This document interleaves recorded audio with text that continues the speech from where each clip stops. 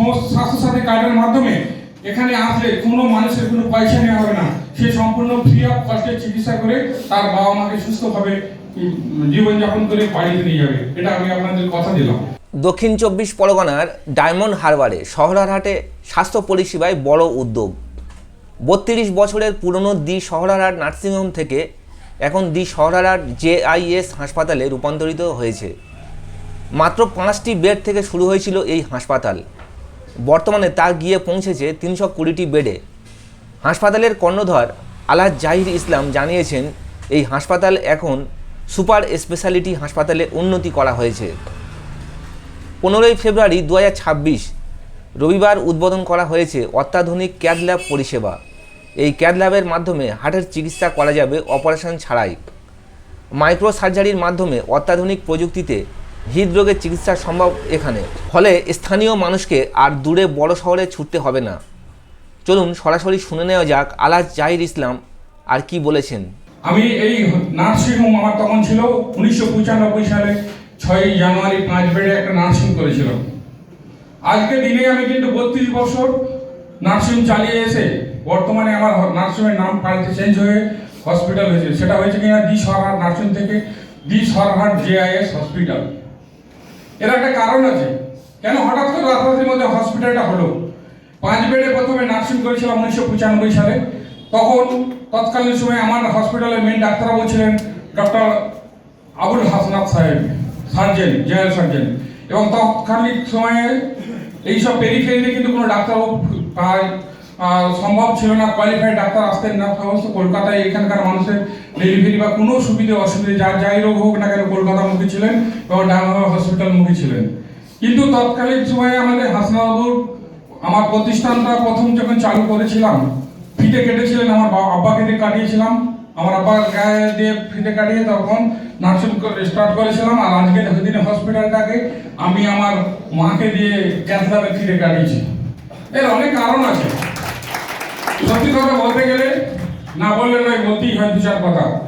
কারণ যে 5 বেডে যখন নার্সিং করেছিলাম, গুটি গুটি হাঁটতে হাঁটতে 5 বেড থেকে আমি 10 বেড, 10-এর পর 20, 20 পর 30, 30 পর 50, 50 পর 80, 80 থেকে 110, 110 থেকে 150, 150 থেকে 200, 200 পর হচ্ছে 250, 250 থেকে 300। আজকে দিনে কিন্তু টিল ডেট নাও আমি সরকারি রেজিস্ট্রেশন পেয়েছি 320 বেডের হসপিটাল। আমি এই হসপিটাল করার কারণ হচ্ছে, এই হসপিটাল করতে গিয়ে আমাকে আমার একটা পাশাপাশি নার্সিং কলেজ আছে, আপনারা সকলেই জানেন। যে নার্সিং কলেজের জন্য হয়তো আমি নার্সিংয়ের নামটা চেঞ্জ হয়ে হসপিটালটা নাম দিয়েছি যে the Shaharhat J for Zahid, I for Islam, S for Sheikh, the Shaharhat Zahid Islam Sheikh hospital. যাই হোক, আমি যখন নার্সিংহোমেতে সেই সময় ডেলিভারি হতো অ্যাপেন্ডিক্স, হার্নিয়া, তখন এই সমস্ত পেরিফেরি এরিয়া থেকে কোনো মা ডেলিভারি হতে গেলে এখান থেকে ডায়মন্ড হারবার 20 কিলোমিটার দূরে যেতে গেলে অনেক মা রাস্তায় ডেলিভারি হয়ে গেছে। ভ্যান ছিল, তখন যানবাহনের ভালো ব্যবস্থা ছিল না। আজকের দিনে কিন্তু এখন গাড়ি ঘোড়া, সরকার সমস্ত রকম রাস্তাঘাট অনেক উন্নতি হয়েছে, অনেক ডেভেলপ হয়েছে এবং সমস্ত জায়গায় মানুষকে তৎকালীন সময় থেকে আমি মানুষের পরিষেবা দিয়েছি বলেই এবং গ্রামীণ ডাক্তারবাবুরা আমাদের উপরওয়ালা আমাকে এই জায়গায় পৌঁছেছেন। এর জন্য আল্লাহর কাছে আমার লাখো শুকরিয়া। যাই হোক, না বললে নয়, একটা কথা বলি। আমি একটা সময় তখন চিন্তা করেছিলাম যে নার্সিং চালাবো, appendix hernia, appendix hydrocele, fistula, এই সমস্ত অপারেশন করবো। কিন্তু দেখা যাচ্ছে যে এতদিন যাবত হার্নিয়া, অ্যাপেন্ডিক্স, হাইড্রোসিল করার পরে আমার নার্সিংয়ে সুপার স্পেশালিটি ডাক্তারবাবুরা এখানে আসেন কলকাতা থেকে।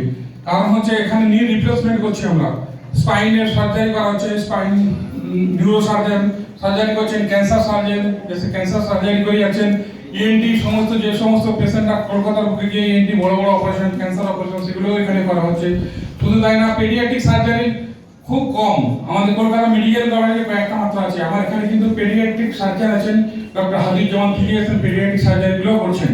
কিন্তু যখন appendix hernia, hydrocele, paediatric surgery, spine surgery, neuro surgery, cancer surgery সমস্ত কিছু করা হয়ে গেছে, আমার দেখে ধীরে ধীরে চিন্তা ভাবনা হলো যে সবই তো হয়ে গেল আমার এই পেরিফেরিতে।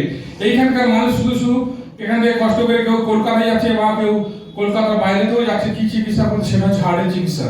হার্টের চিকিৎসার কথা আমরা এতদিন কিন্তু ভাবিনি, এখন না ভেবে নয়।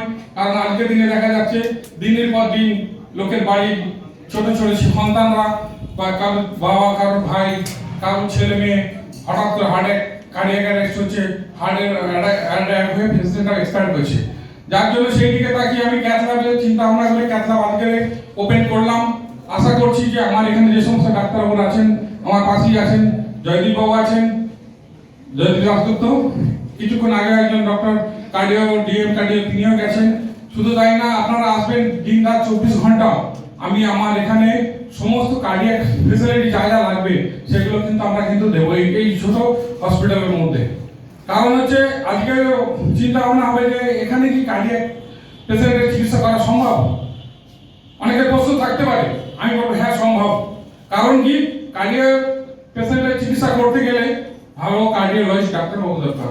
সেই ডাক্তারবাবু যখন কলকাতায় গিয়ে আমরা খুঁজে পাবো, তিনি যদি আমার যদি ঘরে এসে আমার যদি সরকারে এখানে এসে সরকার জিএস হসপিটালে যদি তিনি চিকিৎসা করে যান, সেই চিকিৎসা যদি ফুলফিল দিতে পারেন, বা তিনারা যদি সুস্থ হয়ে এখানে বাড়ি ফেরেন সেই সমস্ত পেশেন্টগুলো, তাহলে কি দরকার আছে আপনারা কলকাতায় যাবেন?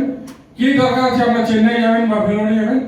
কোনো দরকার নেই। আমি আপনাদের কাছে প্রতিজ্ঞাবদ্ধ করছি যে আমার এখানে যে সমস্ত স্পেশালিস্ট ডাক্তারবাবুরা আছেন, তিনারা 365 দিন 24 ঘন্টা তিনারা কিন্তু আমার এখানে সার্ভিস দেবেন, আর আমিও দেবো, আপনাদের কথা দিচ্ছি। শুধু তাই না, এই চিকিৎসাটা দিতে গেলে মানুষের অর্থের একটা বড় দরকার। অনেকের চিন্তা ভাবনা হচ্ছে আমার কাছে পয়সা নেই। প্রশ্নটা ঠিকই আছে, আমি আপনাদের শুনিয়ে দিচ্ছি, আপনি জেনে রাখুন আপনারা সকলেই, যে এই কার্ডিয়াক চিকিৎসা করতে গেলে এখানে আমাদের মাননীয় মুখ্যমন্ত্রী স্বপ্নের প্রজেক্ট স্বাস্থ্য সাথী সমস্ত গরিব মানুষের 365 দিন 24 ঘন্টা মানুষের হাতে ধরে দিয়েছে, এবং সমস্ত স্বাস্থ্য সাথী কার্ডের মাধ্যমে এখানে আসলে কোনো মানুষের কোনো পয়সা নেওয়া হবে না। সে সম্পূর্ণ ফ্রি অফ কস্টে চিকিৎসা করে তার বাবা মাকে সুস্থভাবে জীবনযাপন করে বাড়িতে নিয়ে যাবে। এটা আমি আপনাদের কথা দিলাম। এটা আপনারা নিশ্চয়ই মাথায় রাখুন যে এই চিকিৎসা করতে গেলে কোনোদিন কোনো পয়সা লাগবে না, নার্সিং কোনো চার্জ করবে না। যদি কোনো দালাল মারফত পারেন, কোনো জায়গায় কোনো ভাইয়ের মাধ্যমে আসেন, আপনি সেটা আমাকে জানাবেন, আমি আমার দিক থেকে আপনাদের কথা দিচ্ছি কোনো পয়সা লাগবে না, মানুষ সুস্থভাবে জীবনযাপন করবে, সুস্থ হয়ে বাড়িতে ফিরবেন। এবার শুধু তাই না, স্বাস্থ্য সাথী ছাড়াও আমার এখানে কিন্তু government of West Bengal health scheme আছে, আরো বিভিন্ন টিপি আছে, ইন্স্যুরেন্স কোম্পানি আছে, সেই সমস্ত ইন্স্যুরেন্স কোম্পানি যে সমস্ত ফেসিলিটি আছে, যেটা কলকাতায় গিয়ে